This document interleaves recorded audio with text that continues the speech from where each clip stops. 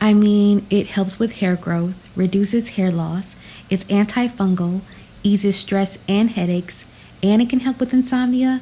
Why wouldn't I want to make this oil?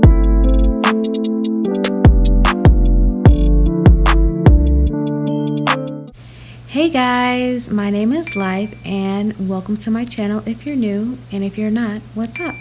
Today I'm going to be giving you an easy DIY lavender oil recipe. So basically I'm going to take these lavender flowers that I found on Amazon and I'm going to use them to make lavender oil. So these flowers are organic, they're gluten-free, vegan-friendly, and non-GMO. As you can see, this bag is almost empty. I got it a while ago and I've been trying to think of uses to use all these flowers. So if you want to see more on that, drop me a like or a comment so I can tell you how I've been using this lavender, because I love lavender. But yeah, let's get back to the point of the video. So let's take a minute and talk about carrier oils. I have been using extra virgin olive oil because this oil is a penetrating oil. So when I infuse my oils, it'll be sure to penetrate the hair shaft to really give it moisture and the nutrition that it needs. And then if you want to hear more about the different type of oils, I'm actually planning on doing a video where I talk more about that. So make sure you subscribe to learn more about my view on oils and my knowledge about oils.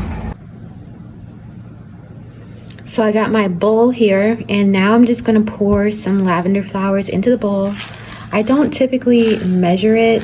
I just usually go by how potent I want it. And the flowers are pretty strong, so you don't need that much. I would say a little goes a long way. So this seems like a good amount. This is like maybe a fourth a cup of lavender. So yeah. Now I'm going to go ahead and add in my oil. And for the carrier oil, you can use argan oil, almond oil, different types of oil, depending on which oils that you like. I'm just going to pour a good amount to cover up the lavender flowers because, you know, we got to finish up our hair growth oil. That seems like a good amount. It smells very lavendery. So I wanted to take a moment and talk about the double boiler method because I use it in a lot of my oil infusion videos. So this method is when water is put in a pot and you put that pot on a stove, and then on top of that pot you put a glass or metal bowl to hold the contents that you want to heat up.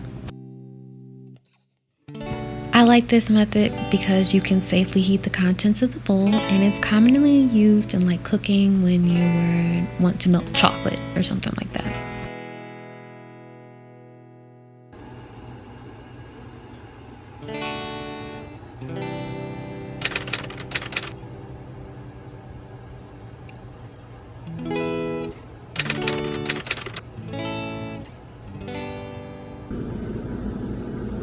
So this is what we're working with. I actually let this sit out a couple days in the sun, and then I put in my leftover rosemary from the last video. So interesting is that this oil seems a lot more thicker after I infused it, which is probably a good thing, which means the nutrients really got into the oil. So let's go ahead and strain this and put it in our hair growth oil. Okay, so this is the hair growth oil container that we filled up last time. And you guys, the reason why I'm doing this is because I'm making an ultimate hair growth oil.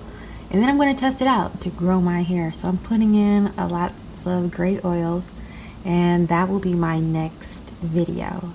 So let's go ahead and add add the oil to the container.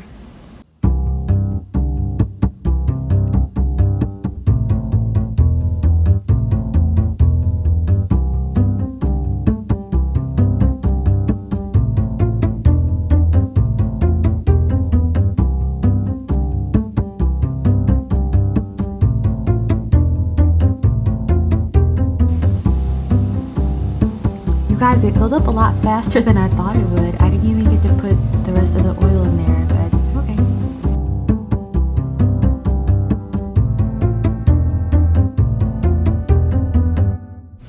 And there you have it. I completed my hair growth oil and now it's time to put it to the test.